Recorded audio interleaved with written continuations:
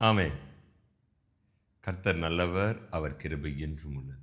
ஆசீர்வாதமா இருப்பீங்க. தேவனோடு உறவுல இருப்பீங்கன்னு விசுவாசிக்கிறேன். நீங்க நான் அவருக்காக ஓடுவதை விட அவரோடு இருப்பது தான் அவர் விரும்புகிறார். நீங்களும் நானும் அவருக்காக ஓடுவதை விட அவரோடு இருப்பதை தான் அவர் அதிகமாக விரும்புகிறார். மோசே அவருக்காக ஓடுனதை விட அவரோடு இருந்ததுனால தான் நியாயப்பிரமாணம் கிடைத்தது. 40 நாள் மோசே எங்கேயும் ஓடல. 40 நாள் அவர் சமூகத்தில் காத்திருந்ததுனால தான் ஓட முடிஞ்சது. பரிசுத்த ஆவியானவரால் வனாந்திரத்துக்கு கொண்டு போகப்பட்டார். யார் என்றால் உங்க அப்பா, என்னுடைய அப்பா இயேசு கிறிஸ்து.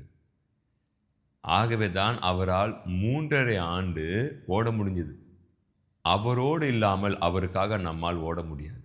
தொடர்ச்சியாக நம்ம ஒரு சீரீஸ் போல பார்த்துட்டு வரோம். Becoming like God, being like God, acting like God, reacting like God, talking like God அப்படின்னு தேவனை போல மாறுவது, தேவனை போல செயல்படுவது, அவரை போலவே யோசிப்பது. அதாவது நாம் அவராக முடியாது, ஆனால் அவருடைய பிள்ளையாக இருந்தால் எப்படியெல்லாம் செய்ய முடியுமோ அப்படியெல்லாம் எப்படி செய்ய முடியும் என்றால், வேத வசனத்தை வாசிக்கும் பொழுது அவருடைய கற்பனையையும் அவருடைய நியாயங்களையும் நாம் கை கொள்ளும் பொழுது, நீதி நியாயங்களை கை கொள்ளும் பொழுது நாம் அவரை போல மாறுகிறோம்.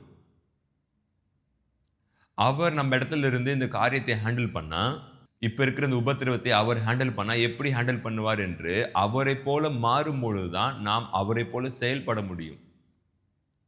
அவர் விரும்புகிறது தான், நான் பரிசுத்தர், ஆகையால் நீங்களும் பரிசுத்தர். என்னை போல நீங்க மாறுங்க, என்னை போல உருவாகுங்க அப்படி என்று அவர் விரும்புகிறார். அவரை போல நாம் செயல்பட வேண்டும் என்று அவர் ஆசைப்படுகிறார். அதுதான் தொடர்ச்சியாக ஒரு கிட்டத்தட்ட 7வது நாள் 6வது நாள் சம்திங் பார்த்துட்டு வரும். ஒரு 2 days பிஃபோர் நம்ம ஒரு வார்த்தையை பார்த்தோம். அன்னாள் பாடுகின்ற பாடல். உங்கள் எத்தனை பேருக்கு தெரியும் தெரியல, அதே வசனம், அதாவது நம்ம 1 சாமுவேல் 2:8 வாசித்த அதே வசனத்தை யோபுவின் புஸ்தகத்தில் வாசித்தோம் அப்படின்னா, யோபு 36:7 அவர் சொல்றதை பாருங்க. எலிகோ, அதாவது யோபுடைய நண்பர், அவர் சொல்லுகின்ற அந்த வார்த்தையை கவனிங்க. அவர் தம்முடைய கண்களின் நீதிமான்களை விட்டு விலக்காமல் அவர்களை ராஜாக்களோடு கூட சிங்காசனத்தில் ஏறவும் உயர்ந்த ஸ்தலத்தில் என்றைக்கும் உட்கார்ந்து இருக்கும் செய்கிறார். அதே போல வருது பாருங்க. அவர் சிறியவனையும் எளியவனையும் குப்பையிலிருந்து புழுதிலிருந்து தூக்கி எடுத்து எங்க அமர வைக்கிறார்? பிரபுக்களோடு ராஜாக்களோடு அமர வைத்து மகிமையுள்ள சிங்காசனத்தை தருகிறார். அதே தான் இவரும் சொல்றார். ராஜாக்களோடு என்றென்றைக்கும் உள்ள சிங்காசனத்தை தருகிறார். ஒரு நல்ல கர்த்தர். நீங்கள் ஒரு காரியம் கவனிச்சிருப்பீங்களான்னு தெரியல. ஒருவேளை இந்த பாதையில் நீங்கள் போயிட்டு இருக்கலாம், இல்லை போய் வந்திருக்கலாம். உங்களுடைய ஆசாரியர் போய் வந்திருக்கலாம், உங்களுடைய போதகர் போய் வந்திருக்கலாம், இல்லை நீங்கள் நான் இப்போ போய் கொண்டு இருக்கலாம். மெயினாக யங் மினிஸ்டர்ஸ், இளம் ஊழியர்களுக்கு இது ரொம்ப யூஸ்ஃபுல்லான ஒரு வேர்டாக இருக்கும் நான் விசுவாசிக்கிறேன். ஏன் அப்படின்னா, நாம் இன்னும் பக்குவப்படலை. ஏன் பக்குவப்படலைன்னா, நமக்கு இன்னும் நம்முடைய போதகர் கடந்து வந்த பாதையை நம்ம இப்போ தான் ஆரம்பிச்சிருக்கிறோம். நம்ம இப்போ தான் தொடுகிறோம். இப்போ தான் நம்ம நியூவாக என்ட்ரு ஆகிறோம்.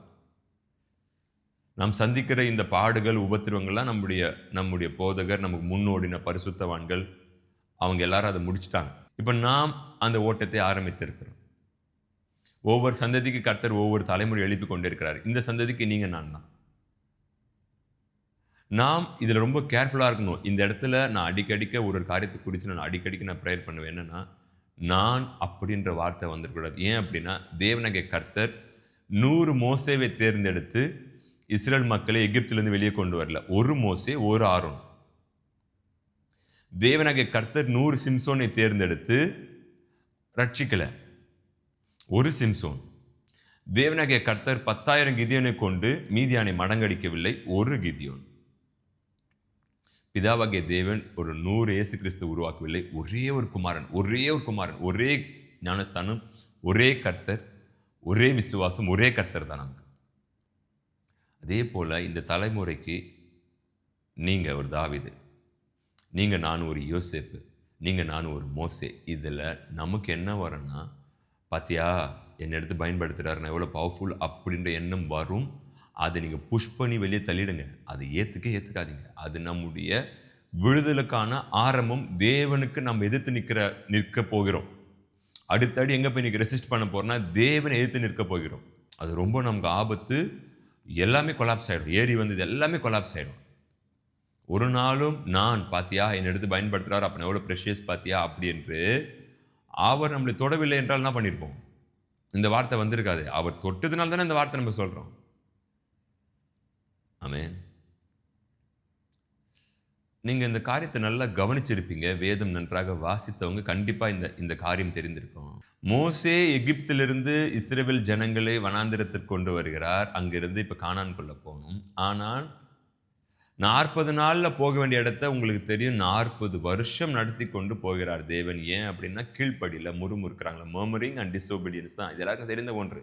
ஆனால் மோசே சந்திக்கின்ற ஒவ்வொரு பிரச்சனையை கவனித்து பாருங்க. அதில் ரொம்ப முக்கியமான ஒரு பிரச்சனை, இந்த கோராக் அப்படின்னு ஒரு கூட்டம் ஒன்று எழும்பும். இவங்களை பற்றி டீட்டெயிலாக பார்க்கணுன்னா அது கொஞ்சம் ஆழமாக போவோம். அவங்க யார்? அவங்க லேவியோட சந்ததி தான். இவங்க யார் என்னன்னு படிக்கணும்னா it will go into deep. நம்ம இப்போ அவங்கள பற்றி அப்புறம் பார்க்கலாம். அவங்க முதலாவது இந்த கோராகின் சந்ததி எகிப்தில் அடிமையாக இருக்கும் பொழுது கர்த்தர் அனுப்புகின்ற 10 வாதையை அவங்க பார்க்குறாங்க. மோசே போயிட்டு பார்வோன் கிட்ட பேசும் பொழுது அதெல்லாம் வாட்ச் பண்ணுறாங்க. கல்மழை வர்றதை பார்க்குறாங்க, எல்லாத்தையும் பார்க்குறாங்க. ஆனால் இந்த கோராக் மனிதருக்கு நடுவில் என்ன ஆச்சுன்னு தெரியல. நல்லா கவனிங்க. அது உங்கள் சபையாக இருக்கலாம், உங்கள் தரிசனமாக இருக்கலாம், இல்லை நீங்கள் இப்போ அந்த பாதையில் இருக்கலாம், ஊழியமாக இருக்கலாம். நிச்சயமாக இப்போ நம்ம இந்த கேட்குற இந்த வார்த்தையை நமக்கு மேலே இருக்கிற எல்லா பரிசுத்தவான்களும், உங்கள் போதகர், உங்கள் பாஸ்டர், உங்களுடைய உடன் ஊழியர் இதை சந்தித்துட்டு கம்பல்சரி வந்திருப்பாங்க. அவங்க இதை ஜெயித்துட்டு வந்ததுனால தான் இன்றைக்கி நம்ம ஜெயமூலம் அமர்ந்துட்டு இருக்கிறோம். சடனாக இந்த கோராக் மனிதர்கள் என்ன ஆகுதுன்னு தெரில. என்னாகமத்தின் புஸ்தகம் 16வது அதிகாரம் நம்பர்ஸ் சாப்டர் 16 நீங்கள் பார்த்தீங்க அப்படின்னா, நான் ஒரு சில வசனங்கள் வாசிக்கிறேன், கவனிங்க. லேவிக்கு பிறந்த கோகாத்தின் குமாரனாகிய இத்சேயாரின் மகன் கோராகு என்பவன் ரூபன் வம்சத்தில் உள்ள எலியாபின் குமாரராகிய தாத்தானையும் அபிராமையும் பேலேத்தின் குமாரனாகிய ஓனையும் கூட்டிக் கொண்டு, சும்மா போல, லேவிக்கு பிறந்த கோகாத்தின் குமாரனாகிய இத்சேயாரின் மகன் கோராகுன்னு ஒருத்தர் வராரு. இவங்க எங்க சந்ததின்னு பார்த்தீங்கன்னா லேவி யாருன்னு உங்களுக்கு தெரியும். லேவி தெரியும், ரூபன், சிமியோன், லேவி, இதெல்லாம் தெரியும். இப்போ வசனம் 2 வசனம் 1 கவனித்து பார்த்தீங்கன்னா என்ன நடக்குதுன்னா, இவர் சும்மா போல ஒரு டீமை ஃபார்ம் பண்றாரு. யார்? ரூபன் கோத்திரத்துலேருந்து கொஞ்சம் பேர் கூப்பிடுறாரு. கூட முதலாவது மகன், அவங்க சந்ததியிலிருந்து வராங்க பார்த்தீங்களா, அவங்கள கொஞ்சம் பேர் பிக்கப் பண்றாரு. வாங்க வாங்க வாங்க. எதுக்கு பிக்கப் பண்றாருன்னு பாருங்க. இஸ்ரவேல் புத்திரரில் சபைக்கு தலைவர்களும் சங்கத்துக்கு அழைக்கப்பட்டவர்களும் பிரபலமானவர்களும் ஆகிய 250 பேர்களோடு கூட மோசேக்கு முன்பாக எழும்பி மோசேக்குக்கும் ஆரோனுக்கும் விரோதமாக கூட்டம் கூடி அவர்களை நோக்கி, நீங்கள் மிஞ்சி போகிறீர்கள், சபையார் எல்லாரும் பரிசுத்தமானவர்கள், கர்த்தர் அவர்கள் நடுவில் இருக்கிறாரே, இப்படி இருக்க கர்த்தருடைய சபைக்கு மேலாக உங்களை ஏன் உயர்த்துகிறீர்கள் என்றார்கள். மோசே அதை கேட்டபோது முகம் குப்புற விழுந்தான். பின்பு அவன் கோராக்கையும் அவனுடைய எல்லா கூட்டத்தையும் நோக்கி, நாளைக்கு கர்த்தர் தம்முடையவன் இன்னான் என்றும் தம் அண்டையில சேர தாம் கட்டளிட்ட பரிசுத்தவான் இன்னான் என்றும் காண்பிப்பார். அப்பொழுது எவனை தெரிந்து கொள்வாரோ அவனை தம்மிடத்தில் சேர கட்டளையிடுவார். ஒன்று செய்யுங்கள், கோராகின் கூட்டத்தார்களே, நீங்கள் எல்லாரும் தூப கலசங்களை எடுத்துக்கொண்டு நாளைக்கு அவைகளில் அக்கினி போட்டு கர்த்தருடைய சந்நிதியிலே தூப வர்க்கம் இடுங்கள். அப்பொழுது கர்த்தர் எவனை தெரிந்து கொள்வாரோ அவன் பரிசுத்தவானாய் இருப்பான். லேவியின் புத்திரராகிய நீங்களே மிஞ்சி போகிறீர்கள் என்றான். பின்னும் மோசே கோராகை நோக்கி, லேவியின் புத்திரரே கேளுங்கள், கர்த்தருடைய வாசஸ்தலத்தின் பணிவிடைகளை செய்யவும் சபையாரின் முன் நின்று அவர்கள் செய்ய வேண்டிய வேலையை செய்யவும் உங்களை தம் மண்டையில சேர பண்ணும்படி இஸ்ரவேலின் தேவன் இஸ்ரவேல் சபையாரிலிருந்து உங்களை பிரித்தெடுத்தும் அவர் உன்னையும் உன்னோடு கூட லேவின் புத்திரராக உன்னுடைய எல்லா சகோதரரையும் சேர பண்ணினதும் உங்களுக்கு அற்ப காரியமோ? இப்பொழுது ஆசாரிய பட்டத்தையும் தேடுகிறீர்களோ?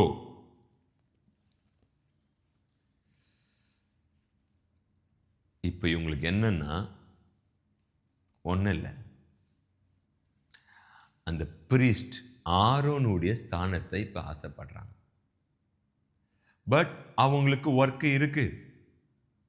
ஆனால் அவங்களுக்கு அந்த ஒர்க்கு பிடிக்கல. இப்போ அவங்க என்ன ஒர்க் ஆசைப்படுறாங்கன்னா, ஆரோன் யாருடைய வாயாக இருக்கிறார் என்றால் மோசேவுடைய வாய்.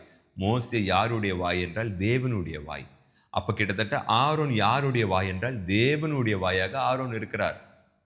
இப்போ எல்லாரும் என்ன ஆசைப்படுறாங்கன்னா, உங்ககிட்ட மட்டும் தான் பேசுவாரா அப்படி என்று ஒரு நபர் எங்கேருந்து எழும்புறாருன்னா, ஞாபகம் வைத்துக் கொள்ளுங்க, அந்நிய ஜாதியிலிருந்து எழும்பவில்லை. அந்நிய ஜாதி என்றால் நேஷன், புற ஜாதியிலிருந்து எழும்பவில்லை, பக்கத்து நாட்டிலிருந்து எழும்பவில்லை, தேவனுக்கு விரோதமான இடத்திலிருந்து எழும்பவில்லை, அந்நியர் எழும்பவில்லை. 430 வருஷம் அடிமையா இருந்தாங்க பாருங்க. அந்த அடிமைத்தனத்தை முறிக்க தேவனால் அனுப்பப்பட்ட மோசே ஆரோன் ஒருத்தங்க வராங்க. இதை அவங்க பார்த்துட்டு தான் இருக்கிறாங்க. இவ்வளோத்தையும் பார்த்து இப்போ என்னன்னா, நம்ம கூட தான் தேவனுடைய பிள்ளைங்க, நம்ம கூட தான் லேவி கோத்திரம், நம்ம கூட தான் ஆசிரியராக இருக்கணும் அப்படி என்று தேவன் அவர்களுக்கு கொடுத்த அந்த ஸ்தானத்தை விட்டுட்டு தேவன் மோசேக்கும் ஆரோனுக்கும் கொடுத்துருக்காரு பார்த்தீங்களா, ஒரு உயர்ந்த ஸ்தானம், அதை ஆசைப்பட்டாங்க. ஒரு காரியம் ஒன்று சொல்லுவாங்க பாருங்க, இருக்கிறத விட்டு இல்லாததுக்கு ஆசைப்படு. இதுதான் இந்த வார்த்தை. எதற்காக யங் மினிஸ்டர்ஸ் யூத்துக்கு நான் கொண்டு வரேன் அப்படின்னா, நீங்க நான் ஊழியத்தில் ஆரம்பிக்கும் பொழுது இப்பேற்பட்ட கோராக்கின் மனிதரை சந்திப்போம். உங்களுடைய போதகரை போய் கேட்டு பாருங்க, ஏகப்பட்ட காரியங்களை சொல்லுவாங்க. அவங்கள கேளுங்க, சபைக்கு வெளியேந்து ஆட்கள் கொடுத்த உபத்திரம் அதிகமா அல்லது ஊழியத்தின் பாதையில கொடுத்தது அதிகமான்னு கேட்டீங்கன்னா அவங்க சொல்லுவாங்க, ஊழியத்தின் பாதையில் அதிகமான உபத்திரம் வந்தது. நீங்க யூடியூப்ல போய் பார்த்தீங்கன்னா பெரிய பெரிய பரிசுத்தவான்கள் அவங்க சபையில் நடந்த சாட்சியை சொல்லுவாங்க. இந்த கோராக்குக்கு எதுவும் கொடுக்காம இல்லை, அவங்க சில காரியம் செய்து கொண்டுதான் இருக்கிறாங்க தேவனுக்கு என்று. ஆனா இப்ப அவங்களுக்கு என்னன்னா, தேவனால் ஏற்படுத்தப்பட்டு வைத்திருக்கிறாங்க பாரு, மோசேயும் ஆரோனும், அந்த ஸ்தானம் எனக்கு வேணும். மோசே சொல்றாரு, ஏன் இப்படி பண்றீங்க, இதெல்லாம் பண்ணாதீங்கன்னு போது அவங்க கேட்கல. ஊன்றாங்க. என்ன ஆச்சு தெரியுமா அவங்களுக்கு? கடைசியில் நான் வாசிக்கிறேன், கவனிங்க, வசனம் 30 வாசிக்கிறேன். கர்த்தர் ஒரு புதிய காரியத்தை நேரிட செய்வதால் பூமி தன் வாயை திறந்து இவர்களை உயிரோடு பாதாளத்தில் இறங்கத்தக்கதாக இவர்களையும் இவர்களுக்கு உண்டான யாவையும் விழுங்கி போட்டதே. ஆனால் இந்த மனிதர் கர்த்தரை அவமதித்தார்கள் என்பதை அறிந்து கொள்வீர்கள் என்றான். அவன் இந்த வார்த்தைகள் எல்லாம் சொல்லி முடித்தவுடனே அவர்கள் நின்றிருந்த நிலம் பிளந்தது. பூமி தன் வாயை திறந்து அவர்களையும் அவர்கள் வீடுகளையும் கோராக்குரிய எல்லா மனிதரையும் அவர்களுக்கு உண்டான சகல பொருட்களையும் விழுங்கி போட்டது. அவர்கள் தங்களுக்கு உண்டானவை எல்லாவற்றோடும் உயிரோடு பாதாளத்தில் இறங்கினார்கள். பூமி அவர்களை மூடிக்கொண்டது. இப்படி சபையின் நடுவிலிருந்து அழிந்து போனார்கள். தேவனாகிய கர்த்தர் உங்களை சபையில ஒரு ஸ்தானத்தில் நிறுத்தியிருக்கிறார்னா நீங்க அவருக்கு தேங்க்ஸ் பண்ணி, நான் ஒன்று சொல்றேன், தப்பா எடுத்துக்காதீங்க. உங்களுடைய போதகர் உங்களை கிளீன் பண்ண சொல்கின்ற ஒர்க்கை கொடுத்திருக்கிறார்னா கோடி ஸ்தோத்திரம். நீங்கள் உங்களுக்கு ஏதோ ஒன்று ஸ்பெஷலாக கர்த்தர் வைத்திருக்கிறார். ஆகவே உங்களுடைய பாஸ்டர் அதை அனுமதி கொடுத்திருக்கிறார். உங்கள் பாஸ்டர் உங்களுக்கு ரெஸ்ட் ரூம் க்ளீன் பண்ண ஒர்க் கொடுத்துருக்கிறார் அப்படின்னு. ரெஸ்ட் ரூம் க்ளீன் பண்ண ஆட்களாக இருக்கிறாங்களே, நம்ம ஏன் க்ளீன் பண்ணணும்? சரி, ஓகே. வேற ஏதோ ஒரு ஒர்க்கு கொடுத்துருக்கிறாருன்னா இந்த ஒர்க்லாம் கொடுக்காதீங்க, என்ன உங்கள் பக்கத்தில் அமர வைங்க. உங்கள் பாஸ்டர் போய் கேட்டு பாருங்க, உங்களை தலைமை போதகரை கேட்டு பாருங்க, அநேக பரிசுத்தவான்களை கேட்டு பாருங்க, நீங்கள் எப்படி ஆரம்பம் செய்தீங்க. அவங்க சொல்லுவாங்க, சொல்ல மாட்டாங்க வெளியே சிலதெல்லாம், அவங்களுக்கு கொஞ்சம் அவமானமாக இருக்கணும். அவங்க எந்த எதிர்பார்ப்பும் இல்லாமல் ஆலயத்தில் இரவும் பகலும் சாமுவேல் எப்படி கண்மூடித்தனமாக வெகுளியாக ஆலயத்துக்குள்ளேயே எல்லாத்தையும் செய்து கொண்டு சொல்லும் அடியேன் கேட்கிறேன் என்று ஒவ்வொரு நாளும் தேவனுக்கு அந்த வார்த்தை கொடுத்து கொண்டிருந்தாரோ அதே போல தான் உங்களுடைய போதகரும் எங்களுடைய போதகரும் நீங்கள் நான் பார்க்குற எல்லா பரிசுத்தவான்களும் இந்த பாதையை கடந்து வந்தாங்க. கோராக் மனிதருக்கு என்ன இப்போ? அவங்க எங்கே இருக்கிறாங்க? சபைக்குள்ளதான் இருக்கிறாங்க, பாளையத்துக்குள்ளதான் இருக்கிறாங்க. அவங்க இஸ்ரேல் மக்கள். மோசேக்கு வெளியேந்து இந்த வார்த்தை வரவில்லை. மோசையோடு கூட இருக்கிற மக்கள் அவசரப்பட்டு தேவன் செய்கிற எல்லா காரியத்தையும் பார்த்து என்ன வந்துருச்சுன்னா, நம்மளும் அப்படி என்று தேவன் தராத ஒரு ஸ்தானத்தை ஆசைப்பட்ட உடனே தேவனுடைய அழைப்பை பெறாமல், தேவனுடைய வார்த்தை வராமல், தேவனுடைய தரிசனம் வராமல், தேவனுடைய வாக்குத்தத்தம் பெறாமல் நாமவே ஒரு காரியத்தில் இறங்கினா விளைவும் பாதிப்பும் யாருக்கு அப்படின்னா உங்களுக்கும் எனக்கும் தான். ஆனால் தேவன் நமக்கு ஒரு காரியத்தை கொடுத்து நம்மை விட வேறொரு நபருக்கு உயர்ந்த காரியத்தை கொடுத்து இருக்கும் பொழுது நாம் அதை ஆசைப்படக்கூடாது. நீங்கள் நான் என்ன கற்றுக்கொள்ள வேண்டும் என்றால், இந்த இடத்துல நான் அமர வைத்திருக்கிற தேவன் அவருடைய வார்த்தை கீழ்ப்படிந்து அமர்ந்திருப்பேன். என் மாம்சம் ஆசைப்படும். இதே தான் ஒருத்தன் ஆசைப்பட்டான், தள்ளிட்டார் கீழே அவனை. தேவன் நமக்கு ஒரு காரியத்தை கொடுத்து நம்மால் அங்க அமர முடியவில்லை, காத்திருக்க முடியவில்லை என்றால் பாதிப்பு நமக்கு தான். கேம்ப் பாட்டு போயிட்டே இருக்கும். பாளையம் நடந்து அடுத்தது கோராக்கின் மனிதரை விழுங்கிட்டு அடுத்தது போயிட்டே இருக்கு. தேவனும் நிக்கல, யாருமே நிக்கல, அடுத்தடுத்து கானான்குள்ள போகணும். ஒருவேளை கோராக்கு அந்த காரியத்தை செய்யாம அமைதியா இருந்தாருன்னா என்ன இருக்கும்? தப்பிச்சு இருப்பாங்க. எல்லாருக்கும் தெரிந்த ஒன்று தான், பாளையத்துக்குள்ளே தான் இருக்கிறாங்க. ஆரோனும் மீரியமும் என்ன பண்றாங்க தெரியுமா? 12ஆம் அதிகாரம் இதே புத்தகத்துல வாசிக்கிற 1ஆம் வசனத்திலிருந்து, எத்தியோப்பியா தேசத்து ஸ்திரியை மோசே விவாகம் பண்ணியிருந்தபடினால் மீரியாம் ஆரோனும் அவன் விவாகம் பண்ணின எத்தியோப்பியா தேசத்து ஸ்திரீயின் நிமித்தம் அவனுக்கு விரோதமாய் பேசி, கர்த்தர் மோசையை கொண்டு மாத்திரம் பேசினாரோ, எங்களை கொண்டும் அவர் பேசினதில்லையோ என்றார்கள். கர்த்தர் அதை கேட்டார். மோசையானவன் பூமியில் உள்ள சகல மனிதர்களும் மிகுந்த சாந்த குணம் உள்ளவனாய் இருந்தான். இந்த ஒரு வார்த்தை மட்டும் கொஞ்சம் நம்ம யோசிக்கணும்.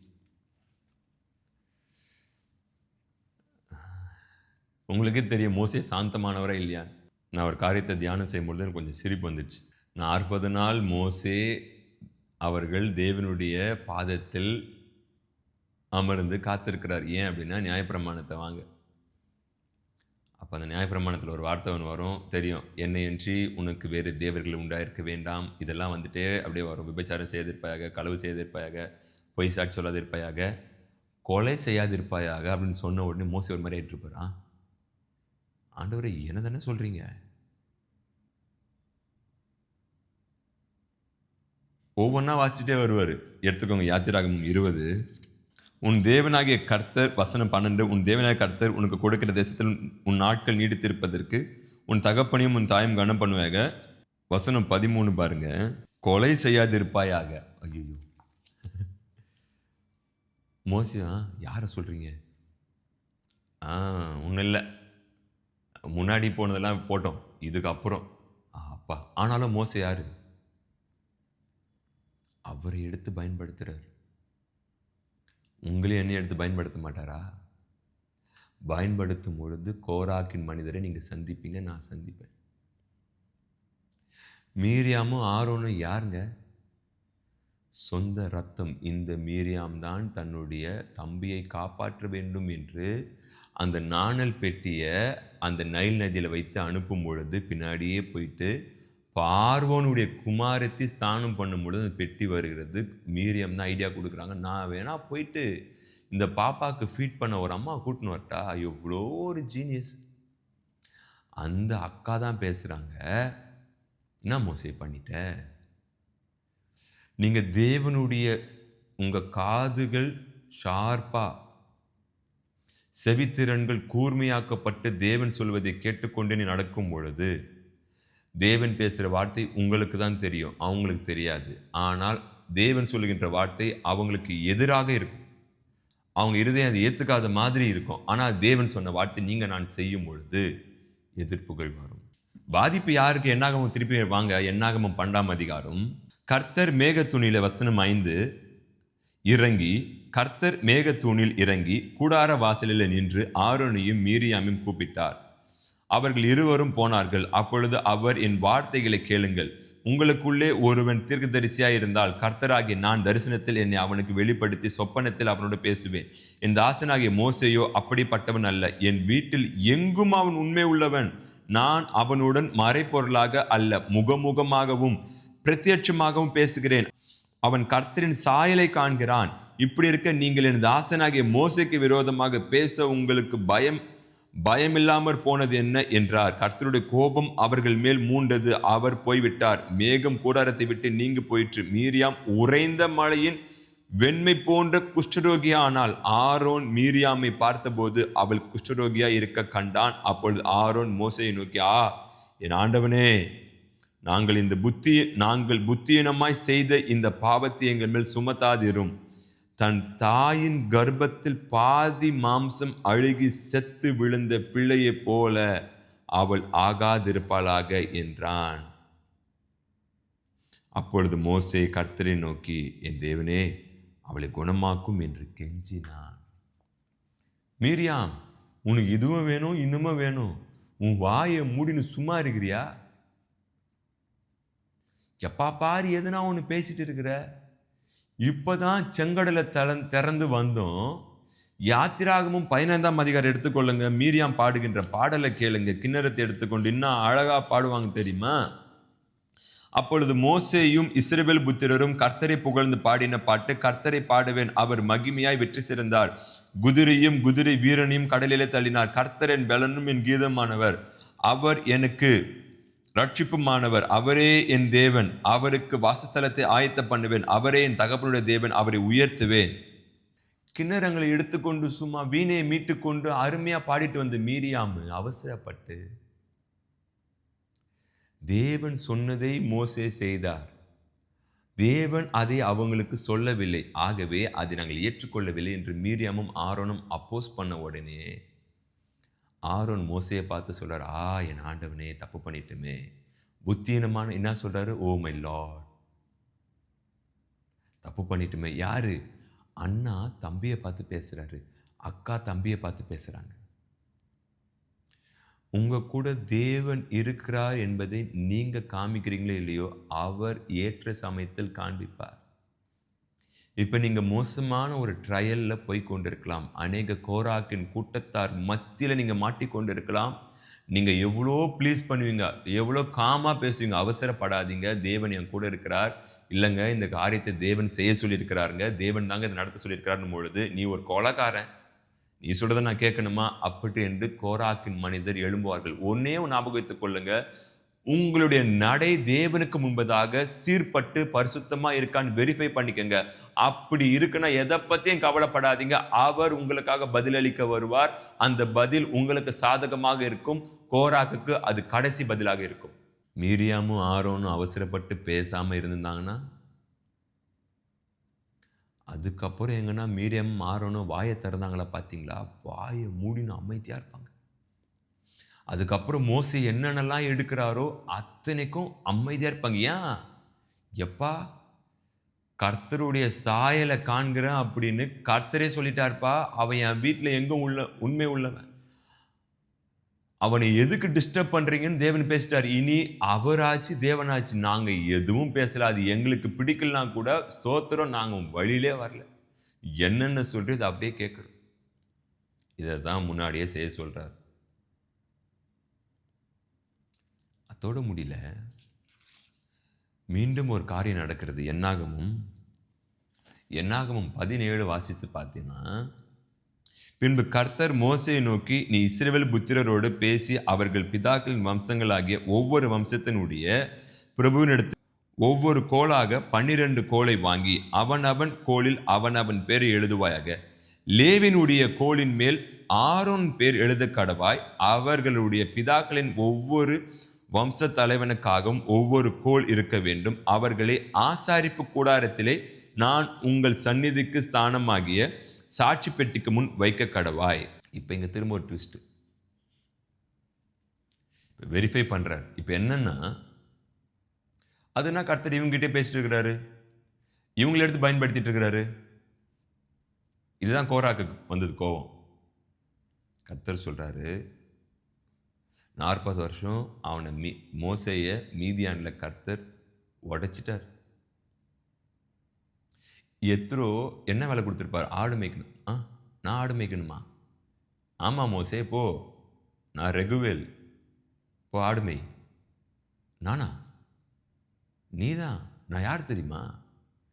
நான் என்ன சம்பவம் பண்ணிட்டு வந்துக்கிறேன்னு தெரியுமா? ஒரு ஆளையே போட்டு தள்ளிட்டு வந்துக்கிறேன், நீ என்னை ஆடு மேய்க்க சொல்ற. நான் பண்ண சம்பவத்தை சொன்னேன்னு வச்சுக்க, நீ என்ன மேய்ப்ப. ஒரே அடிதான் அடிச்சேன். செத்துட்டான். பார்த்துருந்துங்க மாமா, என்ன போய் ஆடு மேய்க்க சொல்ற அப்படின்னு பேசல மோசே.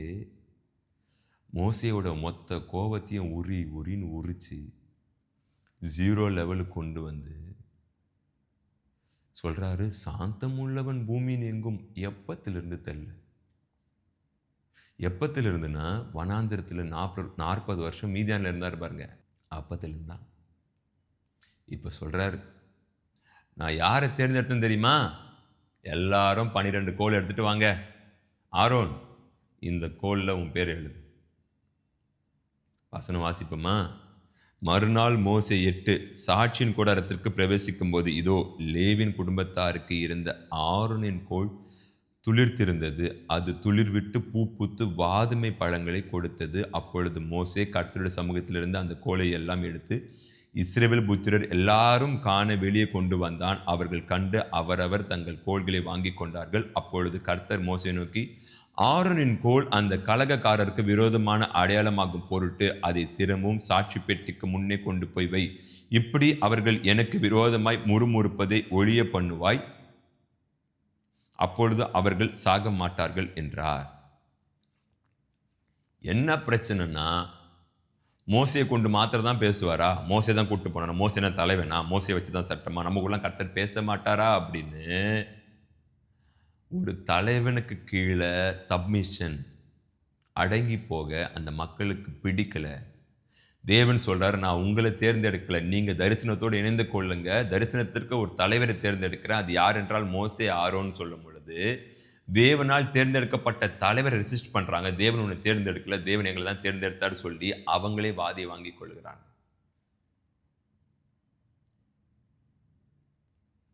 நீங்க நான் கற்றுக்கொள்ள வேண்டிய மிகப்பெரிய ஒரு பாடம். அதிகமான கோராக்கின் மனிதரை சந்திக்கிறீங்களா? அதிகமான மீரியாம் ஆரோன் சந்திக்கிறோமா? மீரியாமும் ஆரோனும் ஏதோ நார்மலாக தெரியாமல் பேசிட்டாங்க. ஆனால் இந்த கோராக்கின் மனிதர் வெளியாட்கள் அல்ல. வனாந்தரத்தில் மன்னாவை சாப்பிட்டவர்கள், காடையை சாப்பிட்டவர்கள். புறப்பட்டு வரும்பொழுது திரள் பரிவாரங்களோடு புறப்பட்டு வந்தார்கள். சங்கார தூதன் வீட்டில் வரக்கூடாதபடி பஸ்கா ஆட்டுக்குட்டியை அடித்து அந்த இரத்தத்தை வாசலின் நிலைக்காலில் பூசினவர்கள். இந்த கோராக்கின் மனிதர் எல்லாமே தெரிஞ்சவங்க. ஆனால் என்ன ஆசை வந்துடுச்சுன்னா, மோசே ஆரோன் எந்த இடத்துல அமர்ந்திருக்கிறாங்கன்னா அங்கே போய் அமரணும்னு ஆசை வந்துடுச்சு. ஆனால் ஒரு நாளும் மோசே ஆரோனும் தங்களை உயர்த்தின மாதிரி பாத்தியா அப்படின்னு பேசலை. தாழ்மையாக இருந்தாங்க. நீங்கள் தாழ்மையாகவே இருங்க. கோராக்கின் மனிதரை பார்த்து பயப்படாதீர்கள், தேவன் அனுமதி கொடுத்திருக்கிறார். நான் ஒரு வேர்டு ஒன்று சொல்ல ஆசைப்படுறேன். பிதாவாகிய தேவன் பரலோகத்தில் அமர்ந்து கொண்டு நீங்கள் நான் என்ன காரியம் செய்கிறோம் என்று பார்த்து கொண்டு இருக்கிறார். எப்படி இந்த மனிதரை ஹேண்டில் பண்ணுகிறோம் என்று பார்க்கிறார். நீங்கள் ப்ரெஷர் ரொம்ப பெருசாக கொண்டு வந்தோன்னா அவர் பார்த்து சிரிப்பார். இயேசு கிறிஸ்து எங்கெங்கெல்லாம் போனாரோ, உண்மையாக சொல்ல போனால் இயேசு கிறிஸ்துவை யார் தெரியுமா ஃபாலோ பண்ணால்? இந்த பரிசேயரும் சதுசேயருங்க. எங்கெங்கெல்லாம் போகிறாரோ அங்கெல்லாம் பின்னாடியே வராங்க. ஏசப்பா சொல்கிறாரு, என்னை பின்பற்றுகிற விரும்புகிறவன் தன்னைத்தான் வெறுத்து சிலுவை எடுத்துட்டு என் பின்னாடி வாங்கன்னு. அப்படி வந்த மாதிரி எனக்கு யாருமே தெரியல. வந்திருப்பாங்க, ஸ்தோத்திரம். ஆனால் உண்மையாக யாருமே ஏசப்பா பின்பற்றுனது சதுசேயரும் பரிசேயர் தான். எங்கெங்கெல்லாம் போகிறாரோ பின்னாடியே போகிறாங்க. கேள்வி மேலே கேள்வி கேட்டுக்கொண்டே இருக்கிறாங்க, வினாவி கொண்டே இருக்கிறாங்க. ஆனால் எங்குமே இயேசு கிறிஸ்து செதர்ன மாதிரியோ பதர்ன மாதிரியோ ஐயோ எப்படி ஹேண்டில் பண்ணணும் அப்படிலாம் இல்லை. காமாக போகிறார்.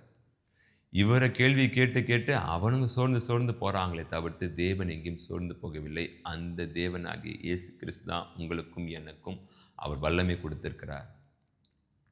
கோராக்கின் மனிதரை பார்த்து சோர்ந்துடாதீங்க. நீங்கள் ஒரு போதகர் கீழே, ஒரு தலைவர் கீழே இருக்கிறீங்கன்னா அவர் கீழே அடங்கியிருங்க. அவர் உங்களை எங்கே வைத்திருக்கிறாரோ அதற்கு அடங்கியிருங்க. அதற்கு மிஞ்சி போகாதீங்க. ஒரு வேளை வேற ஏதோ ஒரு காரியத்தை செய்கிறாரு, வேற ஏதோ நபரை கொண்டு செய்கிறாரு, வேற இந்த காரியத்தை செய்கிறாரு அப்படி என்றால் என்னது இது அப்படி நீங்கள் பேசுனீங்கன்னா ஞாபகம் வைத்துக் கொள்ளுங்க, யாரை எதிர்த்து பேசுறீங்க. உங்கள் தலைவர் எல்லாவற்றையும், உங்கள் போதகர் எல்லாவற்றையும் உங்ககிட்ட சொல்லி தான் செய்யணும்னு அவசியம் இல்லை. உங்ககிட்ட எல்லாத்தையும் கன்வே பண்ணி உங்ககிட்ட ஆலோசனை கேட்கணும்னு அவசியம் இல்லை. நீங்கள் நான் அவ்வளோ பெரிய ஆழம் கிடையாது. என்னை கேட்காம போதகர் காரியத்தை பண்ணிட்டார் என்று அவசரப்பட்டு பரிசுத்த ஆவியை துக்கப்படுத்துகிற மாதிரி வார்த்தையை யூஸ் பண்ணாதீங்க. போதகர் என்னை இப்பெல்லாம் கண்டுக்க மாட்டார் அப்படி சொல்லாதீங்க. இவங்களுக்கு இந்த வாய்ப்பை தரார் அப்படி பேசாதீங்க, அது தப்பு. உங்களுக்கு போதகர் எந்த ஊழியத்தையுமே தரல, சந்தோஷமா இருங்க. எனக்கு கொடுக்கப்பட்டது எதுவுமே கொடுக்கல, அதான் எனக்கு கொடுக்கப்பட்டது, தேங்க்ஸ் பண்ணுங்க. உங்க போதகருக்காக ஜெபிங்க, உடன் ஊழியருக்காக ஜெபிங்க. உங்க சபைக்கு 10 பிரான்ச் சர்ச் இருக்கு, ஆனா உங்களை எங்கேயும் எடுத்து பயன்படுத்தல அப்படின்னா தேங்க்ஸ் பண்ணுங்க. எதனா ஒரு காரியத்தை பண்ண போறேன், தடை கொண்டு வர போறேன், பிரச்சனை கொண்டு வர போறேன், ஆட்களை சேகரிக்க போறேன், அப்படி பண்ணாதீங்க. அப்படி பண்ணி கோராக்கின் மனிதருக்கு என்ன ஆச்சு தெரியுமா? பூமி தன் வாயை பிளந்துடுச்சு. அவங்கள மட்டும் விழுங்கி போடல, எல்லா பொருள் ஆஸ்தி எல்லாத்தையும் விழுங்கி போட்டுடுச்சு. யாருக்கு பாதிப்பு? மோசே பாட்டு அடுத்து மூவ் போயிட்டே இருக்கிறாரு. மோசே தன்னை பெருமையா எங்கேயும் காமிக்கல. நான் அப்பயே சொன்னேன் பாத்தியா, அடுத்தது எவன்டா எழும்ப போறீங்க, வாங்கடா. நீ முன்னாடா பிரச்சனை, இப்போ உனக்கு என்ன பண்றேன்னு பாடுறா. எங்குமே இல்லை மோசே. ஜீசஸ் எங்கேயுமே தன்னை பெருமையாக காமிக்கல. Even though he has power. பேதுரு சொல்கிறாரு, அக்கினி இறக்கிடுங்க. இல்லை, நீங்கள் நான் கற்றுக்கொள்ள வேண்டியது அமைதியாக இருப்போம், அடங்கி இருப்போம். ஒருவேளை தேவன் எடுத்து உங்களை மோசையை போல பயன்படுத்துகிறாருன்னும் பொழுது கோராக்கு வராங்களா? பயப்படாதீங்க. ரொம்ப ஒரு எதிர்ப்பாக நடந்துகிட்டே இருக்கா? பயப்படாதீங்க. உங்களுக்காக அவர் சாட்சியிடுவார். உங்களுக்காக மீரியாம் கிட்டையும் ஆரோன் கிட்டையும் அவர் பேசுவார். உங்களுக்காக கோராக்கின் புத்திரரை அவர் யுத்தம் செய்வார். உங்களுக்காக உங்களுடைய கோல் துளிர்க்கும். அந்த கோலின் மீது உங்களுடைய பெயர் எழுதப்பட்டிருக்கிறது. அதை உலகம் பார்த்து ஆச்சரியப்படும். அழுத்தம் தாங்க முடியவில்லை என்று கதறாதீங்க. அவர் வந்து எல்லாவற்றையும் உங்களுக்கு அவர் சரி செய்வார். ஆமென். வார்த்தை உங்களுக்கான வார்த்தை. ஒருவேளை இந்த வார்த்தை உங்களுக்கு தொடப்பட்டு இருக்கு அப்படின்னா, உங்களுக்கு ஆவியின் ஏவுதல் இருக்குன்னா, அதை நீங்கள் உங்களுக்கு தெரிஞ்ச ஃப்ரெண்ட்ஸுக்கு, உங்களுக்கு தெரிஞ்ச உங்களுடைய ஃப்ரெண்ட்ஸுக்கு நீங்கள் அதை ஷேர் பண்ணுங்க. ஆவியில் மூமெண்ட் இருந்தால் ஷேர் பண்ணுங்க. ஸோ கர்த்தர் உங்களை ஆசீர்வதிப்பார். இந்த வார்த்தை உங்களுக்கான வார்த்தை. மீண்டும் சந்திப்போம். ஆமென். தேங்க்யூ.